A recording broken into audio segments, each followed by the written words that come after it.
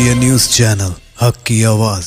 Paradise function palace, paradise function palace महबूब नगर।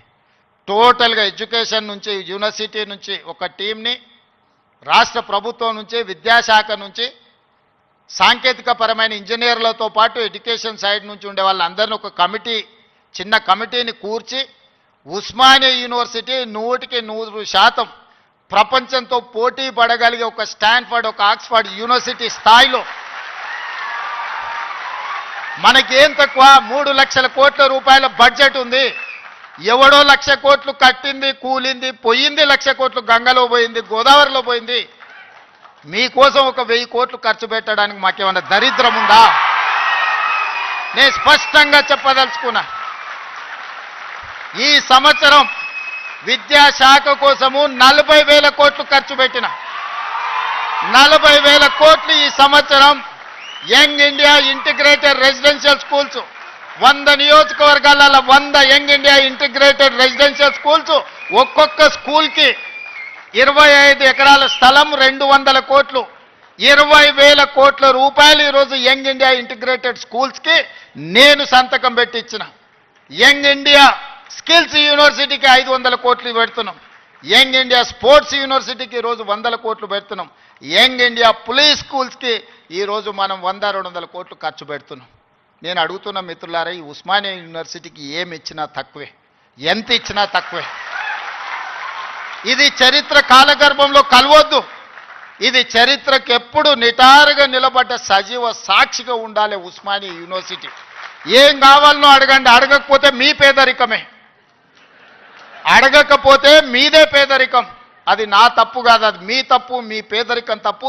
మీ ఆలోచనల్ని సవరించుకొని అంచనాలను వేసుకొని ఏమేం కావాలనో చెప్పండి, అన్నిటిని ఇచ్చే బాధ్యత నాది. దీన్ని ఒక అద్భుతమైన యూనివర్సిటీగా, ఈ యూనివర్సిటీ లేకపోతే తెలంగాణకు చరిత్రనే లేదు.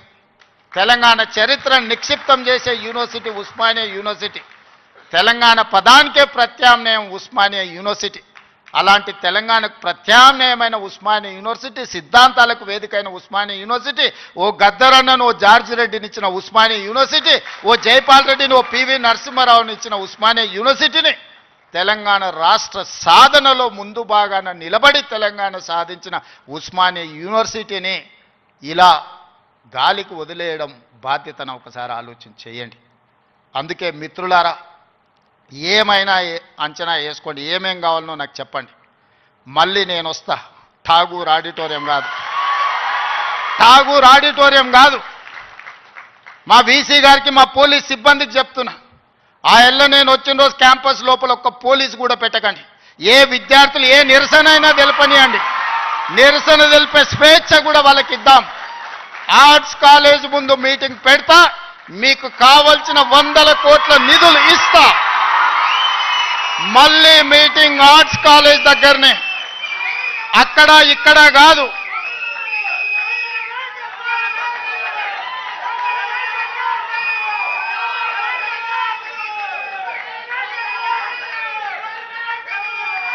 ఆర్ట్స్ కాలేజ్కి వచ్చిన రోజు డీజీపీ గారికి సిటీ కమిషనర్ గారికి నేను ఆదేశాలు ఇస్తున్నా, ఒక్క పోలీస్ కూడా క్యాంపస్ లోపల ఉండొద్దు, నేను వస్తా.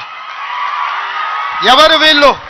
మా తమ్ముళ్ళు మా చెల్లెళ్ళు తండాలలో గూడాలలో మారుమూల పల్లెల్లో పేదరికం రుచి చూసి అభివృద్ధి జరగాలి, డాక్టర్లు లాయర్లు ఇంజనీర్లు కావాలి, ఐఏఎస్లు ఐపీఎస్లు ఐఎఫ్ఎస్లు అయి ఈ దేశ నిర్మాణంలో భాగస్వాములు కావాలని ఇక్కడికి వచ్చిన వాళ్ళను ఆనాడు ఉన్నాయన గొర్రెలు బర్రెలు చేపలు పెంచుకోండి అంటే ఈరోజు డాక్టర్లు లాయర్లు ఇంజనీర్లు కాండి ఐఏఎస్లు ఐపీఎస్లు కాండి అని నేనంటున్నా. నేను రావద్దా? ఎందుకు రావద్దు? గొర్రెలు బర్రెలు చేపలు పెంచుకునేటోనికి నేను రావద్దని కోరుకుండొచ్చు, కానీ డాక్టర్లు లాయర్లు ఇంజనీర్లు ఐఏఎస్లు ఐపీఎస్లు అయ్యే విద్యార్థులకు నేను రావద్దని నన్ను అడ్డుకోవాలన్న ఆలోచన ఎందుకు ఉంటుంది? ఒకవేళ అడ్డుకుంటే వాళ్ళు వేసే యక్ష ప్రశ్నలకు సమాధానం చెప్పే